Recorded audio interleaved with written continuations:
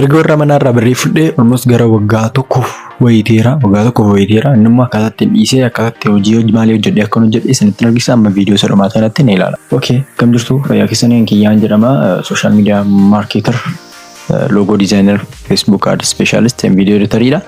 Warra beektan karaa TikTokis ta'ee karaa YouTube kana warra beektan jirtu waan akka barumsa akkaataatti birrii meeqa godhamu akkaataatti hojii hojjetamu graphics, video editing, social media management waan akka TP akkanaas ni ilaalla. እና subscribe gochuudhaan family keenya irraa akkaataatti birrii hojjedhee maatirraa birrii fudhachuu dhiisee waggaa tokko fa'itti amma waan hojiin hojjedhe waggaa tokko hojjedhu kana keessatti hojiin hojjedhe isinitti hima. Amma dhumaatti nu hordofaa subscribe gochuun immoo family keenya ta'a.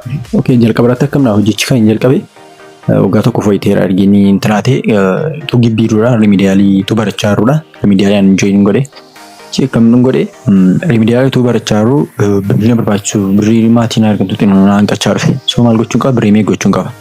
Mucaa tokkotu TikTokeridha. Isoo Tiyyaa jedhama. Doormii keenya dhufnaan inni followers kuma 200 qaba. Okay, afaan Oromoon hojjetamaa seedhuun naa galee jechuudha konseptii isaa. Jechuudhaan waan akkasiin hojjetamu yaadaan ture jechuun Amaariffaan yaada Amaariffaan hojjechuuf immoo amma bireelloof amma hangoomnaa jechuudha. Yaada maaliin dhufe isoon waan akka TP waan akka naalaata anama waan akka midhaachuun qaba. Waan akka kolfaa kana laachuun qabadee yoodee reaction jalqaba afaan Oromoodhaan. Tunu jechaa jiru maaltu jedhu video editing ifaan baradhee isaa fedhee thumbnail akkasitti meeqa godhamu hojjetan baradhee yoodee YouTube irraa dhagaame kun gaaddeenyaa koo tokko thumbnail ifaan hojjedhee fi guyyaa tokko na hojjete sakaan busy ta'ennaan akka ofii kana hojjechuu qaban jedhee yaada tokko immoo dhageera. Hataa hojjedhaa waan jedhamu jechuudha. Abriiloo beekti yoo ta'e Abriiloodhaan thumbnail isaa na ta'e ankuutti hin gashi. Akkasaa godhee hojjechuu jalqabe thumbnail babbareedannaa ba'ee Tunusoo jechaaru gannagee yoddeen gallee barumsa isin cufanii yuunivarsiitiinis mana ta'ee tunu hojjechaaru reaction ichi dabbaraa dhufe. Hojjechuma isaa dabbare. So maal gochuun qabaa? Haabuun qaba wanta kanaan jedhe jechuudha. Reaction jechuun jedhamti. Personality koo hojjendee mullee sababni itti dhaabe waan kolfaadhaa jechuun viidiyoo amma laalee kee deebee kolfuun natti cime. Sheekin fakkeessuma na dadhabe jechuudhaan dhiisee isaa. Yoodii thumbnail akkasitti hojjetamu graphics sana xaafee graphics chaatti hin galee jechuudha. Graphics chaatti nu hojjedhu barumsi hin baname. Barumsi ariifii hojjedha garuu gurguruun dadhabe. Barumsi gaafa banamu akkaatti maal akkamtu gurguruu seedhuun qo'achuun jalqabe.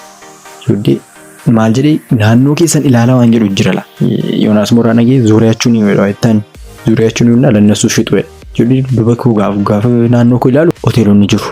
Poostariin hojjedha baay'ee danda'e. Baay'ee babbareedaan hojjedha. Isaaniif maaf hojjedhu deeminaa soosiise. Hoteela 4 fannina soosiise. Barbaadan. An bakka muktiin argadhee yaadeen deeme garuu isaan barbaadan. So maal gochuun qabaa kan biraa yaadaan barbaadu qaba. Hoteela kanarraa amma birrii nyaachuun qaban jedhe. Ammas yaada biraan barbaade. Gullatii isaanii ilaale waan jedhamu jira. Gullatii isaanii ilaale. Meenuu isaanii gaafa ilaalu fokkisaadha. Baay'ee meenuun na bukkee jiru garan qabu. Hoteela keessa naqamtee keessa kan jiru meenuun bamulu na bukkee jira. Deemee dhangala'aa kanaan fayyadamutti yookaan fayyadamu yoo ta'es footoo kaafadheen kaa isaanii ilaale rebrand godhanii ergaafi. Akkasitti hojjechuu jalqabee meenuu isaanii hojjedheef. Ergee namni isaan warri walakkaan isaanii meenuu barbaadanii leeqalaa hojii kan jedhamu hoteela haaraa fadan. Isaaf hin deemee meenuu hojjedheef. Meenuu kana si hojjedheedha fudhadhuun jedheen abbaa maaneejerchaan. Natti toledhee abbaa hoteelichaa jiruun na qulqullumsee abbaa hoteelichi sin jaallattee VIP gallee jechuudha akkasitti hojjetamu namni maqaa nyaata isaan dhiyeessan birrii isaan ittiin gurguran dhugaatii isaan qaqqaban naannatti ta'e nyaataa fi dhugaatii gaafsana nyaata akkasii jira dhugaatii akkasii jira kan jedhu achi baan baree kan hojjedhee fi birrii 500 gurguradhee eeguun naa oltu jira. Bakka dhiisaa qaban biraadha. Achiituun akkasitti isa hojjedhu graafiksatu kan intinaachoo hojjedhu graafikshinii iseera gamma graafiksitti gale. Yaada deeliverii nama dhufe. Deeliverii jechuun barattootaaf nyaata geessuu fiduu jechuudha. Poostarii hojjedhee poostarii koo hundumanii nyaataan laxxafee iddoo adda addaan laxxafee graafiksii koo hojjedhee namoota laachuun jalqabe. Poostaa ishee xixiqqoo jechuudha biizines kaardii namaaf laachuun jalqabe warra gaambeelaaf laachuu jalqabe na ergachuu jalqabanii ijoollee meedisinii arkitektii ijoollee Addis Ababaa na erguu jalqaban isaantu birrii qabaayyoo jechuudha. Ciitu akkasitti gurguraaru ammoo yaada biraa birrii dabalataan barbaachisaa gaha. Viidiyoo kamiin dhageera gidduutti intanaa cufame. Manta maarii seemistara cufame. Seemistara gaafa cufamu ijoolleen gibbii galu hunduu gara manaatti galanii an lookaaliidhaan Wallagga Yuunivarsiitii Naqamtee dhagaa. Yuunivarsiitii Naqamteen ture. Ijoollee an garuu galee manatti maaliif mana galee maaliin hojjedhame maatiin na yaadanii sobadan yaadonni jechuun maatii yaaduun sobadha jechuu qabda akka birrii. Ijoollee maatii yaadne namni dhangalee jechuun taa'e akkanatti birrii meeqa godhamu qophaa koo taa'ee yaaduu jalqabee yeroo jalqabaaf namni qophaa taa'uu qaba kan jedhee murteesse yeroo sanadha. Namni nama qophaa taa'uu hin qabu nama mormuun ture. Maaliif kamtu namni qobaata bakka namni kun nama wajjin nama wajjin dhiyootii malee hin ta'u namni jedhan ture. Midhaa bakka namichi sun hojii kee irratti fayyadu taanaan qobaa ta'uu qabda.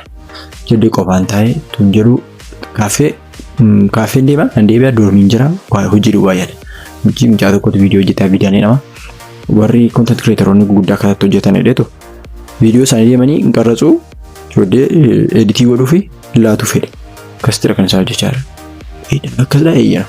Teeknoo kaampaanii kan jedhamu teeknoo kaampaanii naqamtee keessa jiru. Deeminaasuus viidiyoon keessaa akkasidha anammoo akkas godhee isin hojjedhee jedhee san hojjedhee itti agarsiisi waan jaallatanii naqataratan kuma tokkoon. Gaafa ijoolleen deebi'an dhufan yan birrii qaba. Naa kaffalamaa deebi'ee hojjechaa jira san hojjechaa jira. Achiitu san hojjechaa jiru taamneelii argadhe.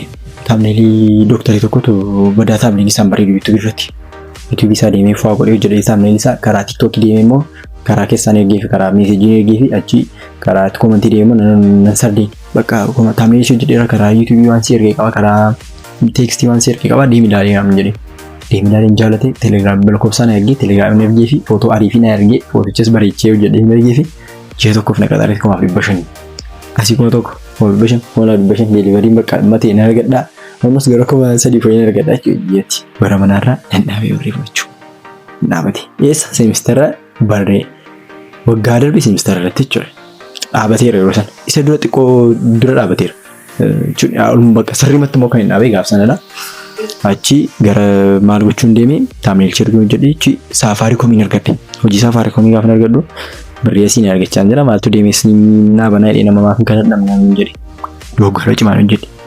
Isa jedhee Safaaricha ofirra dabarsee torbee lama booddee hojii lammaffaa dhaabate. Namichi taamneelii biiziin ta'ee namatu peeshantiin natti baay'ichaa argattee fi akkatti viidiyoo qarxuun qabu taamneelichi kanaafuu nama fayyaduu naan jedhe. Inni teeknoo kaampaaniin si'oodha birrii baay'ee na argamsiisaa hin jiru naan jedhe. Birrii kuma tokko kaffalee birrii baay'ee barbaade. Harka ta'edha garuu naabati soo deelibarii dubaata. Safaaricha dheeratee Safaarichi birrii kuma jaanaa kaffalate. Abbii amma maaf hin jedha haabbisee. Haa ta'u barumsa naaf ta'e darbee rakkoon qabu. Ganaan guddaa dadee yaadee achi suuni akkas jedhu gara intanaa dhufe. Gara galumsa gara manaatti galan sa'aatii isaan ga'e achi huddee isaaniifis deemee sooshaal miidiyaa maanaajmentii kiliinikii tokkoof natsaa hojjechuu jalqabe. Ji'a tokko natsaa hojjetee ji'a lama irratti birrii kuma jaaniin naa kaffalan. Birrii kuma jaaniin hojjechaa jiru. Wanti nyaata tokkotu ganna irratti dhagaa kun mana galee mana beetingii hojjechaa jiru dhiisuufdhaanii kanaaf dhiisuuf jechuun iddoo jijjiiruufdha ati makkottu bakka koo galee naan jetti. Safaarikoomii sana dabarsee dhabeera. Wanti kun maal qaba waayifaayi qaba PC qaba. So wanti kana dabarsuun qabu. Ishiin jedhan gadi birrii kuma 5 kaffalan. Mana beetingii isaan hojjedhu intarneetiin ni tsaan argadhe intarneetii duruu bakki ittiin fayyadama deemee mana namaa fajjala dhaabadhe yookaan intarneetii firii sadeemusaa fayyadama gibbitti mul'aa hojii fa'aa deemee bakka isaan fayyadama. Warri Wallagga Yuunivarsiitii Fiiziksii Dipaartimentii jala ture manni koo achi jala waayifaayi faxxanuu naa jira iyyuu halkan keessatti 5 faatti naannoo achi jala taa'ee viidiyoo editii godha taamneelii editii godha hanga sadi qophaa koo jechuudha. Achi tun akkasitti hojjechuutu maal jedhu achi mana beetingichaa galee waayifaayi natsaan argadhe PC argadhe Facebook adii koo baradhee raga kilaayintii akkasatti barbaadan argachuun barbaade gamoo yuutuubii akka barbaade sarchi gochuu ni danda'ama. Yuutuubii sarchiin godhee makaatti kilaayintii argatan yaada akkamiin dhufee Yoonaas mootu viidiyoo akkamii jettee kilaayintiif daayirekti bilbilee hojii kana sun ilaadhaa wajjin hojjenna. Okay. Kilaayintii bilbila isaanii ilaalaa sanitti argisiisa. Bilbila kilaayintii.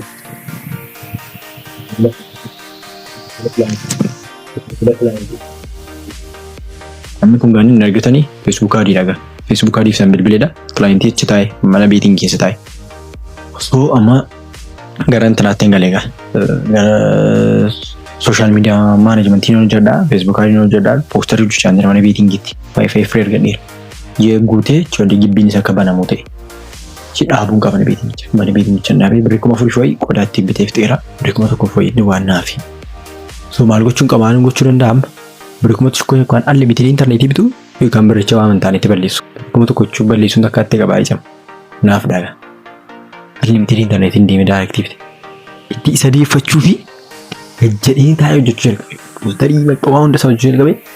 Ji'a tunguutiin isaa ol hojjedhe. Ji'a sarfee firii fa'aa jedheen unlimited koo daggamee biti. Akkas jedhu akkasitti dhufee jechuudha. Akkasuma Facebook adii amma Facebook adii pooster dizaayinii, loogoo dizaayinii, sooshaal miidiyaa maanaajmentii Viidiyoo editingii jechaan jira. Joorniin koo kun waggaa tokko keessatti warra manaarraa akka birriin fudhanne kan na gargaare kanadha. Isa dura yoo ani nama hojiin ture. Dhugaa fakkaabaduu miti nama hojiin ture. Maaliif ijoollummaa kootii kutaa torba fa'aa taa'ee meexxii gurguraan ture. Gaafa gannaan gahu meexxii mana keenya jira. San kutaa hoteelaan deemaa na beeku hoteelaa jechuudha. Naqamtee keessatti yeroo jalqabaa fi meexxii kan ba'ee gurgure anadha. Amanuu baadhaa dhiisas anadha kan ba'ee gurgure. Waggaa lama faasaatti nama lama hidda balame waggaa sadaffaatti nama akkas baay'ee jechuudha. Gaxarii fa'aatti dhufuu jalqabanii hangaaf san warri gaxarii dhaabbatanii gurguran hoteelaan hiraan ture. Warri hoteelaa na beeku. Sun jedhu bakka wantichi baay'ee namni bara gaafa deemu dhiisee jechuudha. Guddachaas gaafa dhufe. Nama meexxii kan jalqabe anadha. Akka nama mazaggabamu Giinees Buuk irratti. Innaa tu akkas nu dhagaa bakka kan as bukkee geenye. Innaa joorniin koo waggaa tokko keessatti hojii amma kan hojjedheeni. Innaa asirratti maal isin gorsaa hojii argattan hin tuffatina jechuun. Safaariikoom na bukutti baay'een gaabbichu. Intarneetii waayifaayi nan argadhaa. Waayifaayi firii nan argadhaa. Hojii birrii 6,000 jechuun barataa tokko 6,000 jechuun amma akka ta'e beektu namni jireenya maatii qabu 6,000 jiraataayyuu. Innaa tu akkasii isa fudheeratee waan baay'ee opportunity baay'een argadhaa. Safaariikoom hojii hojjechuuf argachuu hin danda'an ture jechuudha. Facebook adii qofa achitti guddisuu hin danda'an ture. Viidiyoo editing qofa achitti guddisuu hin danda'an ture. Waan baay'een argadhan ture. Garuu dhiisuu kootti baay'een gaabbe. Chii garuu tanicha jalqabu kootti beetingii jalqabu kootti waa'een fayyadame. Innaa hojii jalqabdanii mana wayyaa amma kennu tokko dhufe mana wayyaa nama gurguran dhabeetu isin jedhee itti gala. Rakkoo viidiyoo sariiraati. Rakkoo maalii qaba birrii argachaa hin jirtu. Viidiyoo editing jira. Viidiyoo editing jedhan teessee yeroo guutuu keetti argachaa hin jirtu gali yeroo firii qabda tanan. Viidiyoo editingii sa'aatii hanga 6tti fixatanani sa'aatii 6 hanga 7 hanga 12tti firiidha tananati deema jedhas. Namicha viidiyoo editing gootee qarratee utuu laattii fi namichi sulachuu danda'a. Innaa akkasitidha joornii koo amma kana raabarattu yaada faamilii keenya ta'a subscribe gochuudhaani yaadota akkasii hin barbaadu tanan gorsa akkasii akka durii godhamu graafikii dizaayinii viidiyoo editingii barachuu barbaadu tanan subscribe gochuu hin dagatina. Amma viidiyoo isa dhufutti waliin guddannaa nagaa.